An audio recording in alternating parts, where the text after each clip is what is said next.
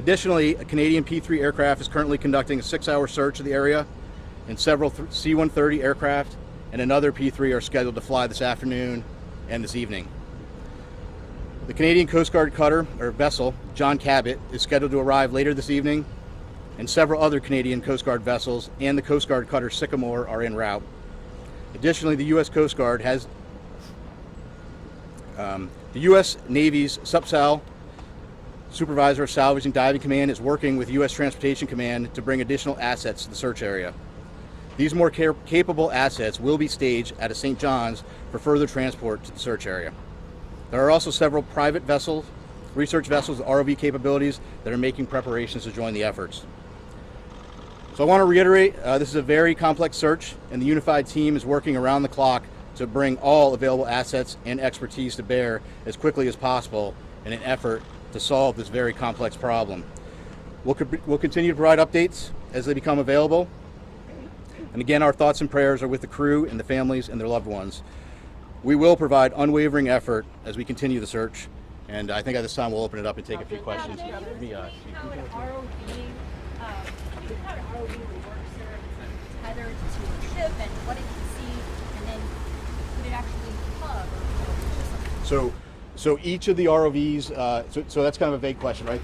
ROVs have different capability. It's our understanding the current ROV that is deployed at the site now has some limited capability. It has a camera on board, but again, each of those is different, and we'll be gathering more information as that operation goes on through the day. Captain, it's Tom Costello with NBC News. If your submersibles can find this sub, is there any way to retrieve it and save the people on board? Yeah, so right now all of our efforts are focused on finding the sub. What I will tell you is we have a group of our nation's best experts in the Unified Command, and if we get to that point, those experts will be looking at what the next course of action is. Captain, how many hours of oxygen are left that you know of, or that you can estimate right now on the submersible? And does it have to be approved or regulated? Sure. So first of all, it's an estimate, right? Because we know from the data we were using as a starting point was 96 hours. We know at this point we're approximately about 41 hours. 41 hours left. Yes. And does it have to be approved or regulated, this submersible? Does it go through anything that you know of? Yeah, I'm not sure of the exact technical piece of that. We know there's about 40 hours of breathable air left based on that initial report. Again, that was just the initial report based on 96 hours from when the vessel. Captain, even with that amount of time that's left, let's say 41 hours or so, if you were to find the submersible at this moment, would that give you enough time to save these 5 people on board? Yeah, I don't know the answer to that question. What I will tell you is we will do everything in our power to effect a rescue. Again, it's going to depend on if the ROV finds something. It's going to depend on what they find, what needs to be, what steps need to be taken next, and that is for the experts with the command to take a look at, and then decide what the best course of action is. It seems to have taken the mothership vessel, or those running this operation, about 8 hours to contact you on Sunday after they lost contact with the sub. Is that a cause for concern? Listen, right now,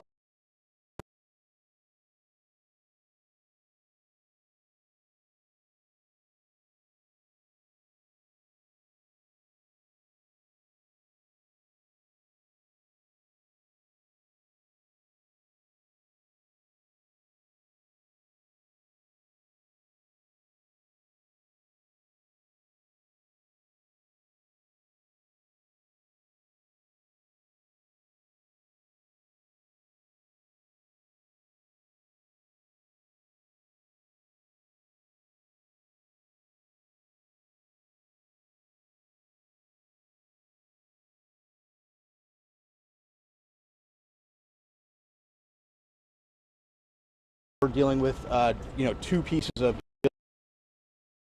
surface search, and frankly that makes it an incredibly complex operation. Captain, will the U.S. Navy or the Canadian Navy be able to get on before air runs out? Obviously, getting salvage equipment on scene is priority. Unified Command is working through to prioritize what equipment. There are ongoing operations right now via the U.S. Navy Transcom to get staged in St. John's and get it on the scene. I can't give you a timeline of when that's going to happen. What I can tell you is there is full court press effort to get equipment on scene as quickly as we can. Is that equipment already on the for example? No, so some of the equipment that's coming is coming from the East Coast, but again, we're very heavy equipment. It's a complicated transport operation, but the best professionals in the world are working it. It's U.S. transport. Yeah, when it comes to the equipment, can you put in more detail? Do you have a curve 21 that's being shipped up to that location? And since you don't have a fleet tug vessel because the Apache was decommissioned, what other assets you have? You have civilian ships that Yeah, so like I said, there are several civilian ships that have offered services heading that way. There are additional Coast Guard cutters. We hope to have a Canadian Coast Guard cutter on scene this evening. We hope that they may be able to assume on-scene commander. Polar Prince has been doing a great job with those duties, but if we could take some of that from them, that would be good. But your question about specific equipment, I'm not going to get into talking about specific equipment. Frankly, I'm not an expert on what that equipment is, but again, I can tell you we have experts in the Unified Command that are going through that, prioritizing what we need, and then how we get it on scene. Can you talk about the personnel from Boston? How many people from here are out there? So what equipment? From Boston specifically. Yeah, So Boston, where Boston plays a role is the command center, the rescue and coordination center is here in Boston. The aircraft that are coming in are coming from different locations, but the command structure is being worked out of Boston. And I think we have time for two more questions. In all your years of experience, just how unique is it? Has the Coast Guard ever had to deal with it?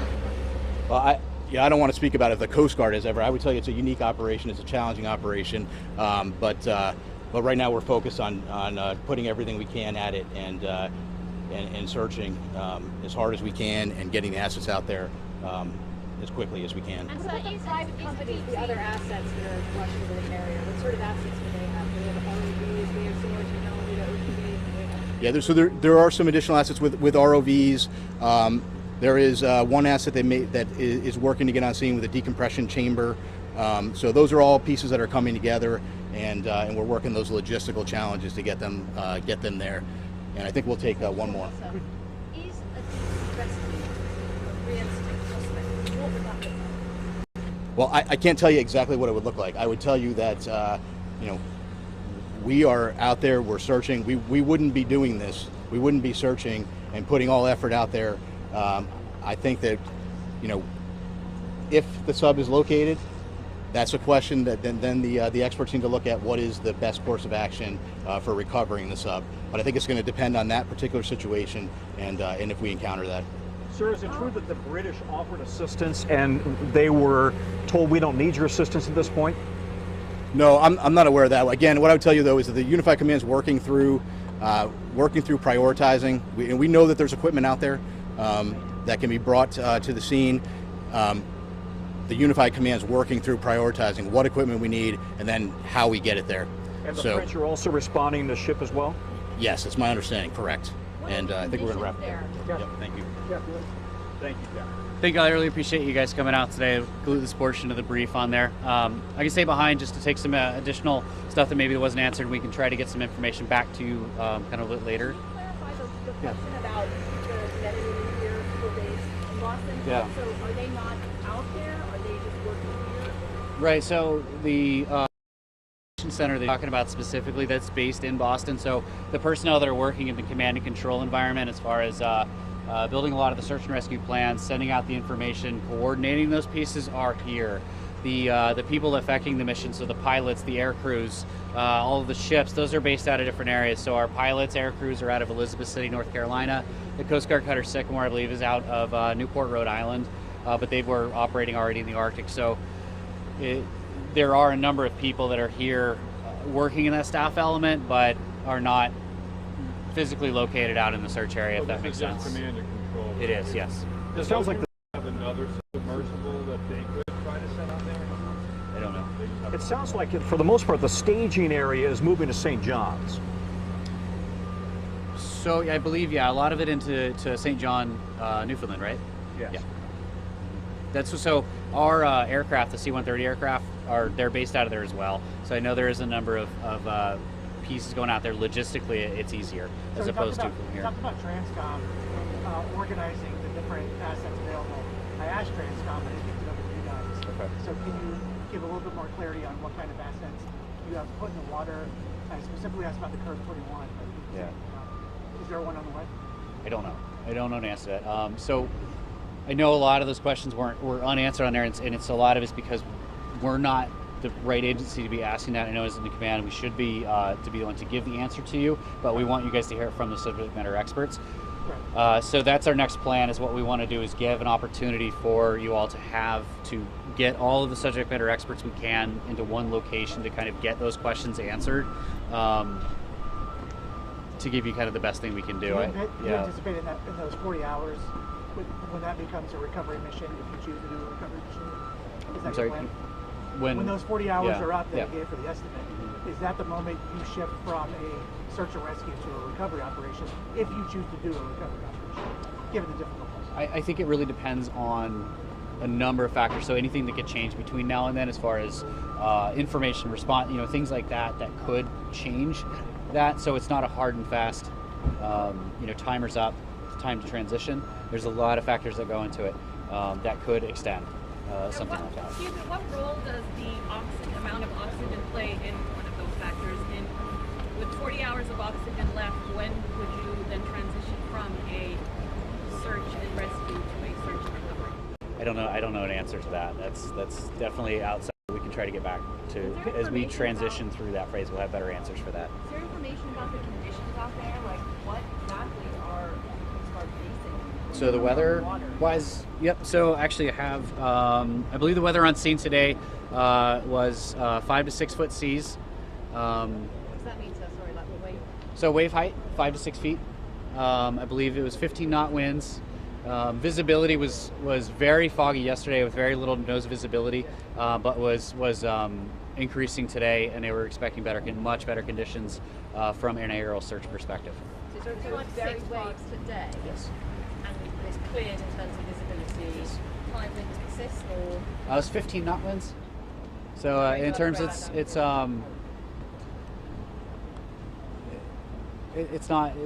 about average out there, right? Okay. How long would it take a typical Coast Guard vessel from the U.S., or for that matter from Newfoundland, to get on site if they're running at maximum speed? That depends on the cutter itself or the ship itself, because they all have different speeds. Yeah. But do you have an average, just so we have a feel for how long it would take to get there? Well, depending on where they're coming from, it could be a matter of 2 days up to 4 to 5 days. It just depends on where they would be deploying from. 2 days from Newfoundland, for example. I don't know. We don't have any ships up there, so I don't know. I don't have an answer to that. The Canadian, we're trying to find out more information on the Canadian vessels that are assisting on there, sort of what their capability and speeds are. I just don't have an answer for you on that right now. Does the Coast Guard have a line on a piece of equipment that is capable of going down to the Titanic? The Coast Guard specifically, no. This type of a salvage operation in our expertise as an organization is... No, in terms of private companies, if you reach... So that's all part of the conversation with Unified Command to find out what capabilities are out there and explore all avenues that they can. You're looking at that now. The Coast Guard is usually pretty quick about releasing videos and photos and things like that from their operations. Is there a specific reason why you haven't from this operation? We just haven't received any yet at this point. And you don't expect to? We do expect to get some. Like I said, we do have some graphics that we're trying to look to send out this afternoon, as well as we've reached out to the aircraft crews to get footage from them. Now I know with the ROVs that are on scene today, like I said, there just hasn't been any before, so we are requesting out there to try and see what we can get to go through that and try to make that available to you all. If the submersible was discovered on the bottom of the ocean right now there are no assets on scene that could go retrieve it. Is that correct? I don't have an answer to that. Coast Guard does not have any assets that could get it right now, correct? The Coast Guard assets itself, no, we do not have any Coast Guard cutters on scene. Any of the other ones that are on scene? No, so the research vessels, I just don't know what the capabilities are at that. Do you think it's pretty unrealistic that it has made its way to the surface and its way seems to be spotted? Because you've done all of these aerial searches. Are you quite confident it's in the water? That's why we have both types of assets, because we don't want to exhaust one possibility and vice of another. So we don't want to rule out that it is on the surface. And the way that our crews train, this is the environment they train in. They're specialized in being able to see these things from the air. So they've given it everything that they have to it. And if it's on the surface, we're fairly certain that we would be able to find it. You wouldn't by now. No, that we will find it if it is on the surface. Do you think it's more likely it's not? It's impossible to say. Can I just ask you to, I realize this may be challenging, you may not have the answer, but we're trying to get a sense of how far away the nearest naval asset would be that has that lift capability, salvage capability. Is it coming from North Carolina, from Florida, from Boston? Can you give us any idea of how far away it might be? I don't have an answer to that. Yeah. Do you know if anybody do you know if that vessel has a finger or some other way of communicating? Or is that text? From the research vessel? The Titan. Yeah. Oh, communicating with them? No, Yeah. I don't have specifics on technology on board. We understand they've lost contact in the past on other expeditions. Has the Coast Guard ever been involved with them? Not to my knowledge. But Ocean Gate is cooperating with the investigation. Absolutely. They're part of the unified command in here, so we're all making decisions together. So do they have anything else that could go down? 13,000 feet. I don't know, but if they do, it's definitely being discussed as far as their capabilities. Would they tell you if they did? I mean, so it doesn't sound that hopeful, to be honest. I don't understand. Like, it sounds like the nearest vessel that it's not clear how long it would take to get a vessel there. Right. And that's the biggest part of the challenge of all of this, is trying to understand how the capabilities are working together, how they would do it, the technical aspect of that. So if you're a family member or somebody on board, what should you think? Do you have a message for the family members? I think it was clearly stay with Captain Frederick on there. Could we ask you, could you just describe, if, the crush depth here? We're talking about 400 times, as I understand it, what we all experience at sea level. What can that do to a vessel? I can't speak to the scientific side of that. Again, this is just more or less trying to get some background information for you guys on there. I don't have any of that information on that. Can you tell us about what the circumstances were? I mean, submersible doesn't necessarily, it goes in for a dive and bobs right back up. It's not supposed to be there for that long. Is there? And that would be a great question that we could try to get answered for you with that subject matter expert discussion that we talked about to get an opportunity for you guys to ask that question, because it'd be much more important and realistic for somebody within that community part of the command that would be able to answer that question a lot clearer than anything I would be able to. So, And when might you provide your next update? So we do have a press.